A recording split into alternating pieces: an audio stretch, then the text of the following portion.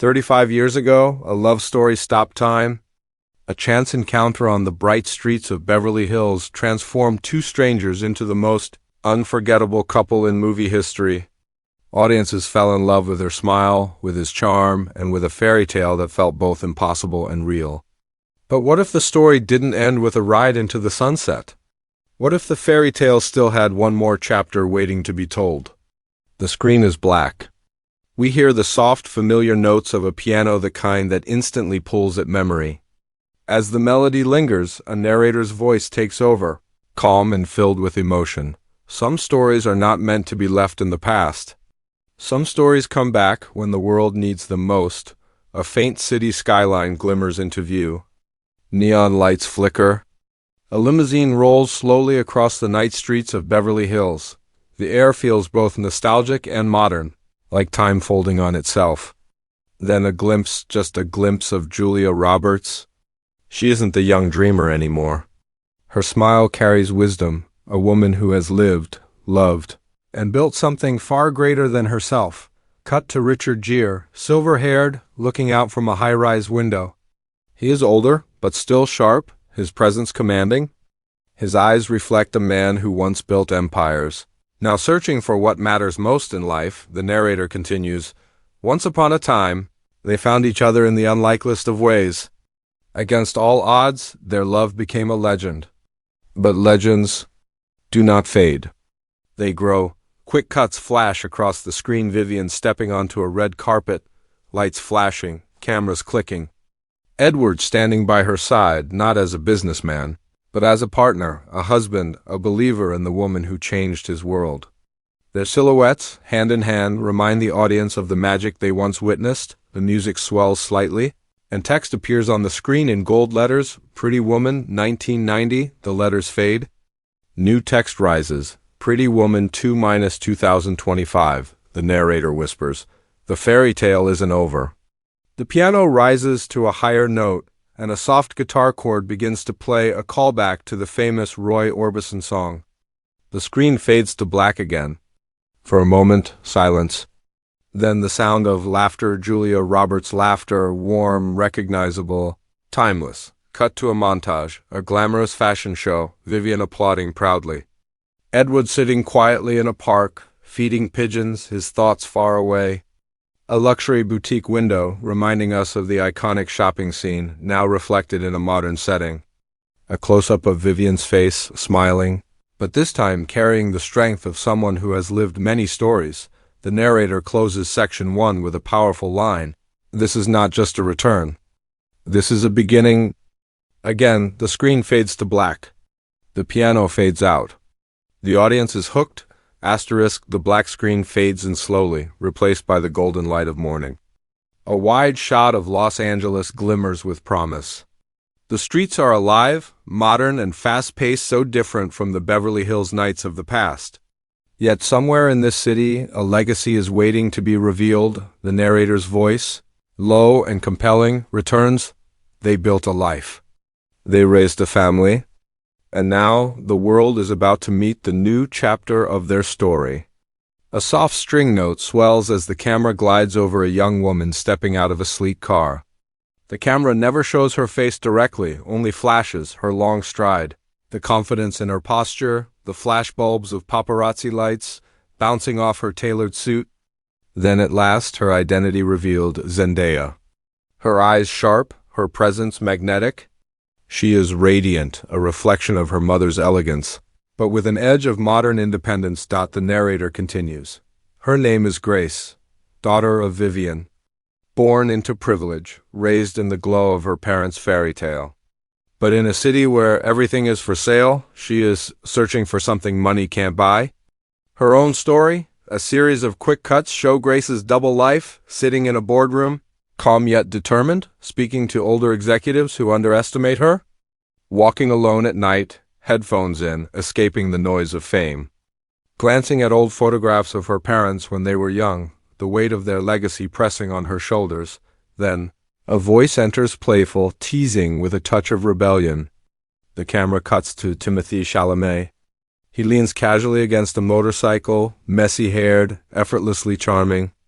His name in the film, Leo, a struggling artist, a dreamer, someone who doesn't fit into Grace's perfectly polished world. The narrator sets the stage.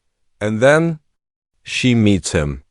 A man from nowhere with nothing to offer but his heart. And sometimes that is enough. Montage of Grace and Leo meeting at a crowded gallery, exchanging sharp words before sharing a quiet smile. Walking through downtown streets, unnoticed, just two people trying to feel normal. Sitting on a rooftop, city lights sprawling beneath them. As he sketches her face in silence, but the glamour and weight of her family is never far behind. A tense dinner scene flashes Vivian and Edward at the table, their daughter across from them, Leo awkwardly seated, the air thick with unspoken judgment. Richard Gere's eyes harden as he looks at Leo, a silent warning. Julia Roberts tries to soften the moment with a smile, but even she knows this is not going to be simple. The music shifts, darker now. A drum beat begins, subtle, hinting at conflict. The narrator whispers, "In the shadow of a love story known around the world, a new generation must fight to write their own." We see Grace arguing with her mother, her voice raised. "You had your story, Mom. Let me have mine." A flash of Vivian looking hurt, her smile fading, her hand gripping Edward's tightly. Leo standing alone outside in the rain, drenched, his motorcycle beside him. As if deciding whether to walk away, the camera cuts back to Zendaya, her face half lit, eyes filled with uncertainty yet burning with desire to be free of expectations. The narrator delivers the final line of Section 2, because sometimes the hardest part of a fairy tale is being born after the happily ever after. The screen cuts to black. The music falls silent. For a moment, only the sound of a heartbeat fills the silence. Then the beat stops. Asterisk, the screen bursts back to life with a sudden, jarring sound doors slamming shut. The warm, golden tone of Section 2 is gone. Now the color palette is colder, sharper. The city that once shimmered with promise now feels suffocating, filled with flashing cameras, whispers of scandal, and secrets hiding in plain sight. The narrator's voice cuts through. Low and deliberate, every fairy tale has its trials. And for some, the cost of love is higher than they ever imagined. A montage begins. Grace storms out of a boardroom, her heels striking the marble floor like gunshots. Behind her, older men murmur, shaking their heads, dismissing her as inexperienced. She doesn't look back. She won't. Cut to Edward, alone in his study, holding a newspaper with a headline splashed across it. Charity under fire. Vivian Ward Foundation faces betrayal from within. His jaw tightens, his hand crumples the paper. The betrayal is close. Someone inside the empire they built has turned against them. The narrator continues. A family tested. A name threatened. And a love caught in the crossfire. The screen flashes to Leo, sitting across from Edward. The room is dimly lit, the tension palpable. Edward's voice is harsh, commanding, "You don't belong in her world. And if you love her, you'll walk away." Leo doesn't answer. His silence says everything. Cut to Grace, tears in her eyes, shouting at her mother in the kitchen. "You think I don't know what people expect of me? You think I don't feel it every single day? But I'm not you, Mom, I'm me." Vivian's face falters. For the first time, her legendary smile disappears. She whispers back, broken, "I just don't want you to make my mistakes." The music shifts, low drums, strings building with intensity. The tempo rises with every cut, a whirlwind montage. Leo grabbing Grace's hand as paparazzi swarm them, cameras flashing like lightning. Vivian standing in front of a board of investors, her voice shaking, but her presence still powerful. Edward slamming his fist on a desk, shouting, "I won't let them destroy everything we built." Grace running through a crowded street in tears, the city lights blurring around her. Leo sketching furiously in a dim apartment, his art reflecting his turmoil. Torn pages scattered across the floor, the narrator whispers, "But when the world demands perfection, love becomes the most dangerous risk of all." The screen flashes a single haunting image, Grace and Leo in the rain, their foreheads pressed together, tears mixing with raindrops. The moment is tender, but fragile, as if one wrong breath could shatter it forever. Cut to Vivian again, her voice echoing like a memory. Love doesn't get easier. It gets deeper. The screen fractures into chaos. Grace walking out of a gala, dress torn, mascara smudged as whispers of scandal follow her. Edward confronting a shadowy business partner in a dark hallway. Vivian alone in a hotel room, staring into the mirror, whispering to herself, "Not again." Not again. The music now thunders, reaching a pulse-pounding rhythm. A final rapid-fire sequence flashes before the audience. Grace screaming, "You lied to me." Leo slamming his sketchbook shut. Edward gripping Vivian's hand tightly, both of them staring down at something we can't yet see. Zendaya's face lit only by neon light, tears streaking down her cheeks. Timothy shouting into the night, "I love you, Grace. I don't care what they say." The narrator ends Section 3 with a line that cuts like glass. When fairy tales meet reality, only the strongest love survives. The music stops. The screen goes black, silence. And then, just as the audience leans forward, one sound breaks the silence. A single, sharp heartbeat. The silence from Section 3 lingers. Then slowly a soft violin note cuts through, delicate, almost trembling. A black screen fades into a wide shot. A grand ballroom, chandeliers blazing, people in gowns and tuxedos moving like ghosts. But in the center of it all, Grace stands frozen. The world around her spins, but her eyes are locked on one figure at the edge of the room. Leo. The narrator's voice is steady, almost whispering, "In a world built on appearances." The heart refuses to stay silent. The music swells, strings rising higher, faster. A montage explodes onto the screen. Edward in a heated argument, shoving papers off a desk, his voice breaking as he yells, "Everything we worked for, it's all slipping away." Vivian standing on the steps of her foundation, surrounded by reporters, her hands shaking as flashbulbs burst around her. Grace throwing open the door to Leo's small studio, seeing the walls plastered with paintings of her sketch after sketch, hundreds of them. Her breath catches in her throat. The beat quickens. Leo shouts in desperation, "I don't care about the money, Grace. I don't care about your name. All I care about is you." Tears well in her eyes, but the pressure of her family, her legacy, her own fear holds her back. The narrator intensifies, voice urgent, "When trust is broken, when worlds collide, the only choice left is love." A storm of images floods the screen, a black-tie gala dissolving into chaos as protesters burst in. Edward clutching Vivian's hand on a balcony as she whispers, "We've survived worse. We'll survive this." Grace running through the rain, her gown torn, headlights flashing behind her.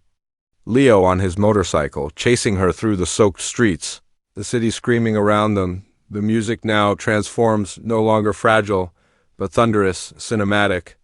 A choir of voices joins the strings as if the entire city is singing the same desperate plea, cut to a rooftop at night. Grace and Leo face each other, soaked, trembling. He holds out his hand. She hesitates. Then, with a breath that seems to stop the world, she takes it. The narrator delivers the final, soaring line. "Sometimes, the greatest fairy tales are the ones we write for ourselves." Suddenly, silence again. The screen fades to black. Then dash boom, the guitar riff of "Oh Pretty Woman" explodes into the silence. The audience jolts with recognition. Gold letters flash across the screen. "Pretty Woman 2, 2025, a beat." Tagline appears beneath. "Every fairy tale deserves a sequel." The music hits its final chord. The screen fades one last time. And then Julia Roberts' laughter echoes softly in the dark, leaving the audience smiling, nostalgic, and hungry for more. The ballroom shimmers with gold light, but beneath the chandeliers the air feels heavy, tense. Grace stands at the center, surrounded by people in glittering gowns and tuxedos, yet utterly alone. Across the room, Leo appears. The crowd between them moves like shadows, voices blending into an indistinct hum. Their eyes lock. A silent conversation cutting through the chaos. A single violin note rises. Flashes of chaos interrupt the beauty. Edward slams his fist against the desk, his voice echoing, "Edward, everything we worked for, it's falling apart." Vivian, standing on the steps of her foundation, cameras blinding her, whispers to herself, "Vivian, stay strong. Just stay strong." Grace bursts into Leo's studio. The walls are alive with her face paintings, sketches, fragments of her essence scattered across every inch of the room. Her breath catches, her eyes wet. "Leo, I don't care about the money. I don't care about your name. All I care about is you." The tempo quickens. Rain lashes against windows. A gala spirals into shouting and flashing lights as protesters crash the party. Edward and Vivian cling to each other on a balcony. "Vivian, we've survived worse. We'll survive this." Grace sprints down a darkened street in a torn gown, tears streaming, headlights chasing her. The city swallows her whole. Leo roars through the storm on his motorcycle. Tires hissing on wet pavement, chasing after her like a man unwilling to surrender. The music grows thunderous. Strings and drums collide with a choir of voices, swelling as images fire like lightning, Grace's hand trembling on a doorknob. Edward watching his daughter with eyes filled with conflict. Vivian staring at her reflection, whispering words we cannot hear. Leo sketching frantically, pages tearing. Rain soaking the charcoal lines. On a rooftop, drenched in rain, Grace and Leo face each other. Her chest heaves, her hair plastered to her face. He holds out his hand. Silence stretches. For a breathless second, the world stops spinning. Then she takes it. Fireworks erupt in the sky. A kiss collides with lightning. The screen cuts to black. A voice echoes softly in the darkness. Almost a memory. Julia Roberts, Vivian. Sometimes, the greatest fairy tales are the ones we write ourselves. Explosion of sound. The unmistakable guitar riff of "Oh, Pretty Woman" blares through the silence. Electric and nostalgic. The title slams onto the screen in bold golden letters. Pretty Woman 2, 2025. One final heartbeat of silence, then laughter. Julia Roberts iconic. Warm. Unforgettable laughter echoes in the dark. The screen fades completely. Tagline on screen. Every fairy tale deserves a sequel.